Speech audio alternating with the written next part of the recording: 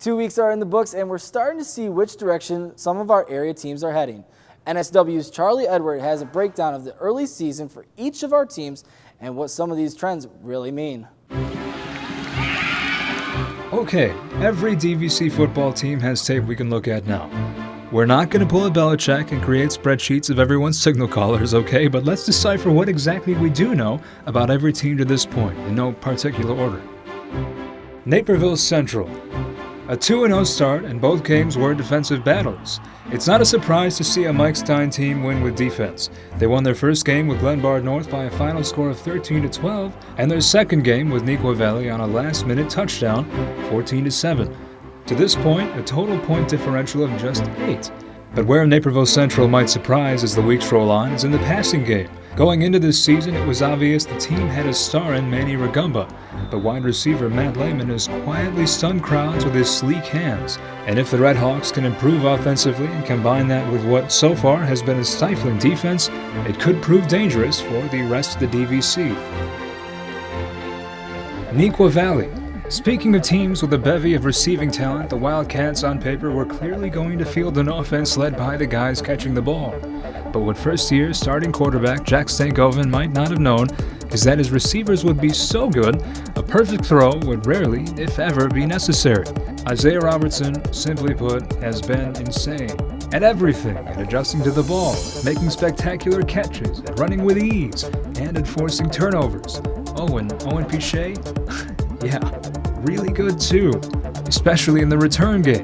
Wildcats couldn't beat Naperville Central, but they kept it close. As Jack Stankoven continues to adjust, his team figures to improve upon its 1-1 start. Waubonsie Valley. The Warriors do not rely on the receivers, they rely on their quarterbacks to run the ball. And Jack Connolly has run the system to perfection this season. A 74-yard run in Week 1 versus Lake Park and an 88-yard run against Glenbard North the following week means only one thing.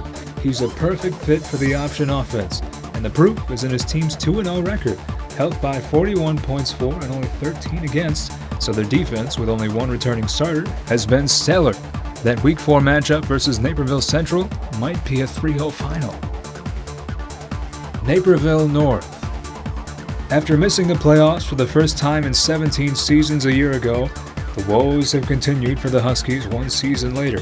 Turnovers hurt them in Week 1 versus Sandburg, and a stunning 21-point fourth quarter from Mattia Valley hurt them in Week 2, which puts the Huskies at 0-2. With 9 fumbles and an average of about 28 points per game allowed, the Huskies will need to change the pattern to turn the season around. Mattia Valley. The aforementioned 21-point fourth quarter suffered by the Huskies, led by Mustangs quarterback Connor Lovely, who is given mixed signals. The good, he makes throws that make you think, wow, could be great. The bad is prone to mishaps in decision-making. However, considering he's only started 2 games, it's much easier to think the good signs will eventually turn into stellar play. The Mustangs may have a quarterback on their hands, but the defense has allowed 66 points. So for our final DVC team, there's plenty of question marks and plenty to clean up after a 1-1 start. Reporting for Naperville Sports Weekly, I'm Charlie Edward.